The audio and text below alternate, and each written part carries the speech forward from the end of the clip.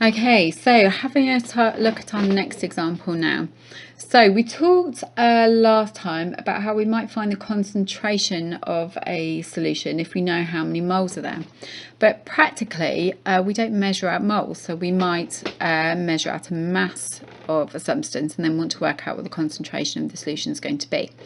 So here we've got an example. What concentration of sodium hydroxide solution is formed when 5 grams of the sodium hydroxide is dissolved in 400 centimetres cubed? So we want concentration in moles per dm cubed here. We've got mass, and we know from earlier in the year how to interconvert moles and mass. So I'm going to leave my little question up there. So our first thing is then to work out how many moles there are in our 5 grams. Okay, so we'll write that down at the side as our first job. So moles and masses, we need to make sure we're using the MR. So the MR of sodium hydroxide is 40, and that tells us that if we had 40 grams, we would have 1 mole of substance. Now, in this particular case, we haven't got 40 grams, we have got 5 grams. So we're going to scale through 1 gram to get to 5 grams. So 1 mole will be 1 over 40. 1 gram will be 1 over 40 moles, and 5 grams will be 1 over 40 times by 5, which gives us 0.125 moles. Now we need to work from that to work out what our concentration is, and we've been saying all along that concentration is moles in 1,000 centimetres cubed.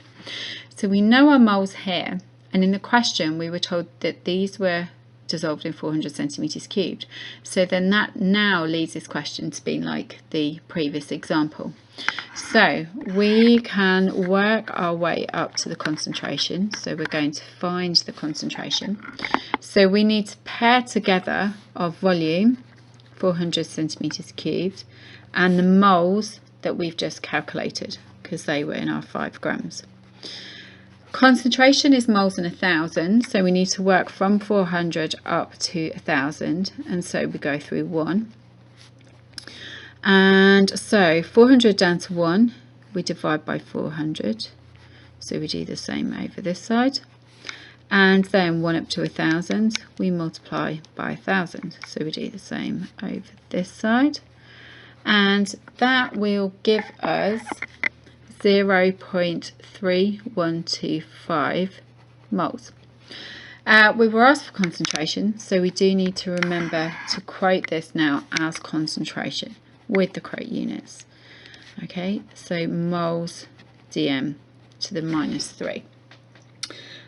Remember when you're doing calculations not to over round. So these were just how my values came out of the calculator, 3 and 4 significant figures respectively. So I've just put all of those there. If you do a calculation and you end up with like the whole calculator display full, we don't want to see all that written down because you're getting to such small quantities at the end that it really has no significant bearing on your calculation. But on the whole, keeping to about 3 significant figures is sensible. Then you're not over-rounding and losing that critical detail. So if we could do our question that way round, we can do it the other way round too. So here's my next example. So we might know that we want 250 centimetres cubed of a solution of a particular concentration. So we need to work out what mass we need to go and weigh out in order to dissolve up to produce that concentration. So we're going to work out what mass of sodium hydroxide we need here to produce 250 centimetres cubed of a solution of concentration half mole per dm cubed. What we need to do first is to work out moles. We know the volume and the concentration, so we can work out the moles of the sodium hydroxide in 250 centimetres cubed. So we do that just like we did before. So we start with our key facts. So from our concentration, 0.5 moles per decimetre cubed means that 1,000 centimetres cubed contains half a mole. But we want to get 250 centimetres cubed, so we're going to go through 1.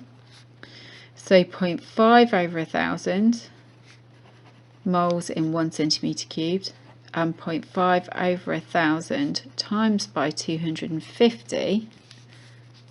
Move this again. gives us 0.125 moles. Okay, now if we know the moles and we want to find out the mass, then we need to bring in our formula mass. So we're now going to work out what the mass of the sodium hydroxide is. So from above we know 1 mole weighs 40 grams. But we don't have 1 mole, or at least we don't need 1 mole. 0.125 moles is what we're interested in. And we need to remember that 1 multiplied by any number is any number. Okay, so to get from 1 to 0.125, we multiply by 0.125. So we do the same over this side. And that is going to be 5 grams. So we now know that if we were to weigh out 5 grams of sodium hydroxide dissolved in 250 centimetres cubed, we'd end up with our target concentration there.